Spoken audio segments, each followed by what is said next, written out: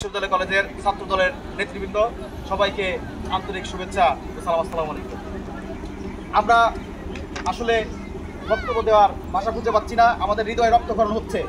আজকে ইসরায়েলের নৃশংস হত্যাযজ্ঞ চালাচ্ছে ফিলিস্তিনি অসহায় ভাই বোনদের মধ্যে, আমাদের হৃদয়ে রক্তক্ষরণ হচ্ছে।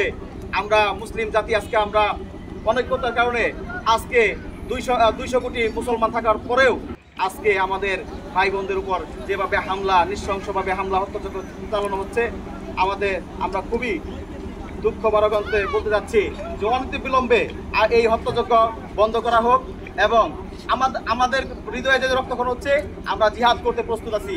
আমরা বাংলাদেশ সরকারকে বলতে চাই যে আমাদেরকে জিহাদ করার সুযোগ দেওয়া হোক, আমরা আমাদের মুসলিম ভাই বোনদের পাশে দাঁড়াতে চাই এবং নবযুগ বিশ্ববিদ্যালয় কলেজ ছাত্র দলের সমস্ত নেতৃবৃন্দ জিহাদ করার জন্য এই ফিলিস্তিনে ভাইদেরকে পাশে দাঁড়ানোর জন্য সর্বসময় প্রস্তুত আছে এবং জিহাদ করার জন্য প্রস্তুত আছে। সবাইকে আজকের এই বিক্ষোভ মিছিলে উপস্থিত থাকার জন্য সবাইকে ধন্যবাদ জানিয়ে আমার বক্তব্য শেষ।